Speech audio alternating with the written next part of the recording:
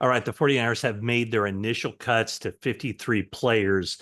A couple of notable things here. I guess number one was that Talanoa Hufanga remains on the 53-man roster active.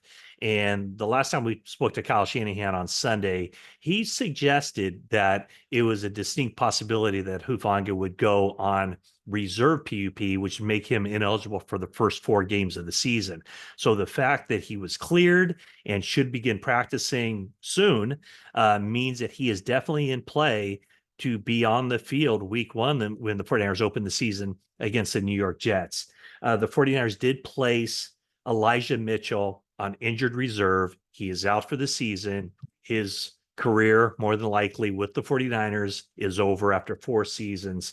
So tough break for Elijah Mitchell, who was clearly in line to be on the roster if he had just stayed healthy. So instead, it's Patrick Taylor Jr. who gets that fourth halfback spot, along with obviously Christian McCaffrey, Jordan Mason, and Isaac Guerendo. So Mitchell out for the season, goes on IR. Kalia Davis, defensive tackle, goes on IR, but he has a designated to return spot. So each team can have 2 injured reserve guys that they declare on the day of the cuts to 53, 2 designated to return. But if you use both of those spots or any spot that you have designated to return, that kind of cuts into the 8 injured reserve spots that you can use for players to come back. So that's why the 49ers used it on Kalia Davis, because they fully expect him to be back on the team this season, in the middle of the season from the knee injury. The 49ers did not use that designation with Ambry Thomas or John Feliciano. Thomas broke his forearm in the preseason opener. Feliciano has been out with a knee injury. Kyle Shanahan said both of those guys are in timetables to be able to return later in the year. However, because Ambry Thomas and John Feliciano remained with the team through the 53-man cuts, they will more than likely go on injured reserve on Wednesday, and then they're not obligated to bring them back to the roster at any point during the season.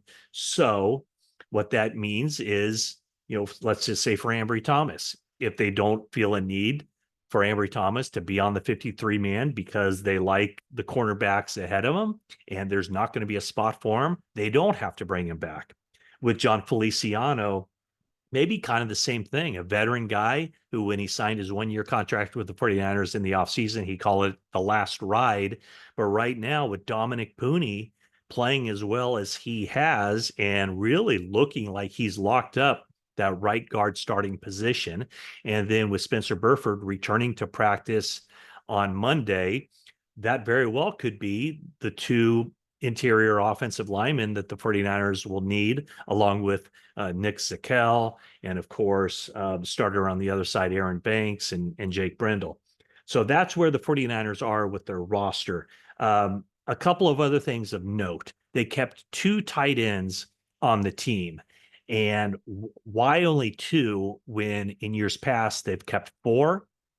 I think it had a lot to do with the 2 guys who are probably most in line to be on that roster, Eric Saubert and Logan Thomas, being guys who are veteran guys. And if they're on the team initially, the 49ers have to guarantee their salary for the full season. So if they bring them back at a later date, that salary isn't guaranteed. But I guess a little bit of a surprise with Braden Willis not being on the initial 53-man, less so about Cameron Latu. I thought that Latu had started to put himself into position to be considered for that. Both of those guys remain eligible for the practice squad. I'd say Willis I would think he's kind of a lock for the practice squad, but we'll see with Cameron Latu if he has the mindset, the urgency, everything the 49ers want. Let's see if he's back with the team. So not a whole lot of, we didn't expect many surprises. I guess there were in some senses with some of the just bottom parts of the roster spot. Obviously, Brandon Aiyuk counts for a roster spot, but because he's on the active roster. He reported on time. He just hasn't practiced, nor is there any sign that he will practice until he gets his contract situation resolved. And I think that's why the 49ers kept 7 receivers, because really, in actuality, they have 6 receivers, 6 contributing receivers until Brandon Aiyuk gets out there on the practice squad or on the practice field.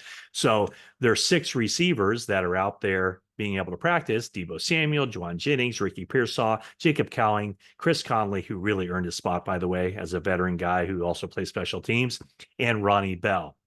So those are the spots as far as where the 49ers are going heavy, where they're going light. And of course, to bring back Trent Williams, if he ever reports, we assume he will. He's on the reserve did not report list now.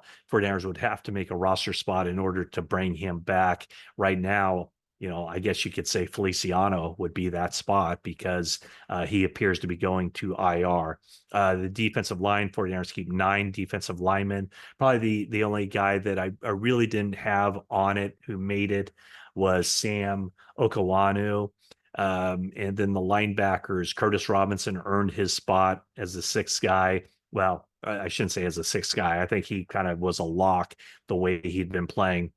So he joins it along with Fred Warner, Devondre Campbell, D. Winters, Demetrius Flannigan-Fowles, and Tatum Bethune, who gets that spot over Jalen Graham.